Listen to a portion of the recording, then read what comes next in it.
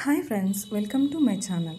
ఇవాళ మన తెలుగింటి వారికి ఎంతో ఇష్టమైన గోంగూర పచ్చడిని ఎలా తయారు చేసుకోవాలో చూద్దాం.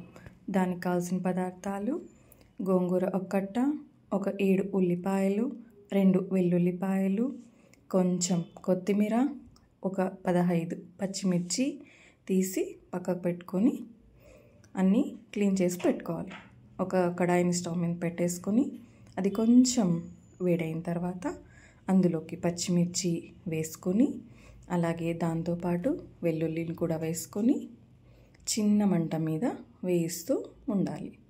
సో అవి అలా ఒక 1 మినిట్ వేగిన తర్వాత అందులోకి మనం ఆల్రెడీ కట్ చేసి పెట్టుకున్న ఉల్లిపాయ ముక్కల్ని కూడా వేసుకొని దాన్ని కూడా ఒకసారి అలా కలుపుతూ అందులోకి ఒక 2 టేబుల్ స్పూన్ ఆయిల్ వేసి చిన్న మంట మీద ఆ ఉల్లిపాయల్ని కూడా బాగా వేయించుకోవాలి.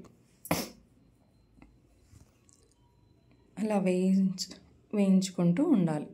అలా వేయించుకుంటూ ఉన్న ఉల్లిపాయలు మంచి బంగారపు వర్ణంలోకి వచ్చిన తర్వాత వాటిని చిన్న మంట మీద ఉంటుంది కదా, సో అలాగే చిన్నగా వేయిస్తూ అవి మంచి సువాసన వచ్చేదాకా వేయించుకొని వాటిని స్టవ్ ఆఫ్ చేసుకోవాలి. స్టవ్ ఆఫ్ చేసుకొని కొంచెం అలా ఇలా తిప్పుతూ ఒక ప్లేట్లో వేసుకొని చల్లారబెట్టుకోవాలి. ఇప్పుడు అదే కడాయిలోకి మనం ఆల్రెడీ కడిగి పెట్టుకున్న గోంగూర వేసుకొని దాన్ని కూడా చిన్న మంట మీదనే మంచిగా వేయించుకోవాలి. వేయించుకుంటూ దాంట్లో ఉన్న నీళ్ళ శాతం మొత్తం పోయేలాగా చిన్న మంట మీద వేయిస్తే, కొంచెం ఆయిల్ కూడా మిక్స్ చేసుకొని వేయిస్తే ఇలా మెత్తగా సాఫ్ట్గా వేగుతుందన్నమాట. వేగిన దాన్ని అలాగే ఆఫ్ చేసుకొని స్టవ్ ఆఫ్ చేసి పక్క పెట్టేసుకోవాలి.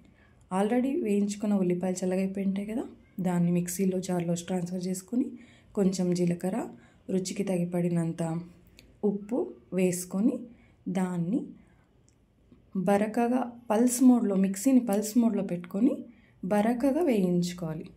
బరకగా అంటే కొంచెం నోటికి తగలాలన్నమాట. అలా ఇలా బరకగా వేయించుకొని అందులోకి ఆల్రెడీ వేసుకున్న గోంగూరను వేసుకొని ఇంకొకసారి అలా మిక్సీ వేసుకోవాలి.